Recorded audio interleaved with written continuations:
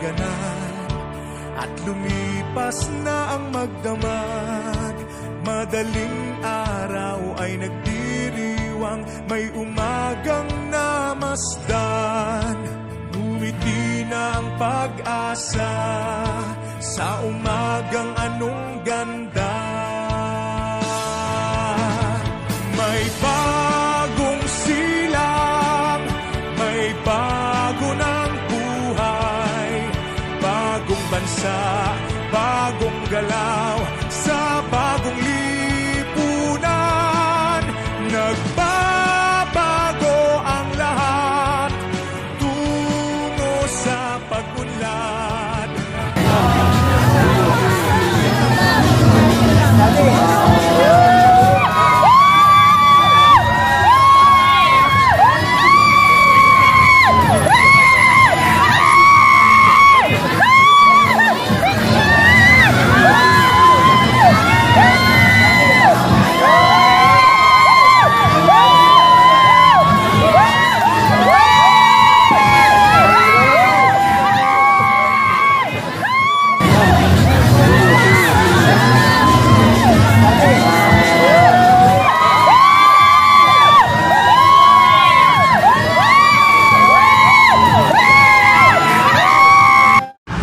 Nagpapasalamat kay Mara dahil lalong napapalago at napapalapad yung informasyon. Importante pong malaman ng lahat na seniors. Una, na kailangan ng online data kasi mas nagagawa ng magandang desisyon ng pamahalaan kung kumpleto ang data ng seniors. Ang primary data na ito ay magiging gabay sa mga trabaho sa susunod. In fact, sa ngayon pa lang, pasalamat tayo dahil may PhilHealth program na kung saan makakatulong tayo at sisikapin natin na ang lahat ng senior citizens ay magkaroon ng annual regular medical check-up. Pagka nakapag-check up ang lahat ng senior citizens, hindi na po mahirap yung maintenance medicine, yung dapat anong kainin, at kung ano ang mga exercise na pangangailangan.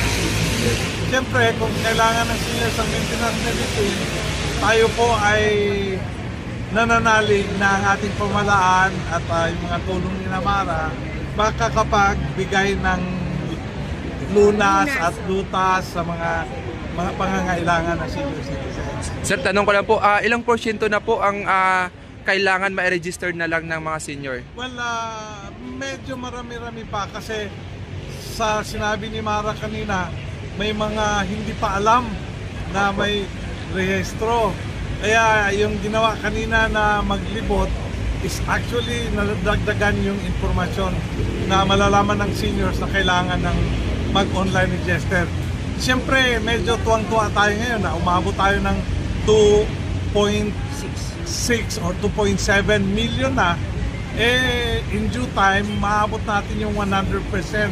Kaya ang expectation natin, sana by December, lahat na seniors nakapag-online na at hindi na mahirap sa NCSC. Kung binigyan tayo ng trabahong maghanap ng mga seniors, madali na lang dahil may online registration. May magagandang programa na ibibigay sa NCSC kasi yung batas ay nagsabing ita-transfer hindi mo naman mapersigihan pag hindi pa preparado. Kami naman, pagdating ng November, susulat na kami ay handa na. Ngunit may mga dapat pang gawin. Kaya we hope that everything will be favorable to the senior citizen. Sa susunod naman, after the barangay election, kampanya na naman para mag-online registration. In the meantime, siyempre, hinihingi natin ang tulong ng lahat ng media na sana hikayatin natin ang mga seniors na talagang mag-online registration. Ay nandito na, mabilis na pagtulong ni Mara, tamundong malasakit.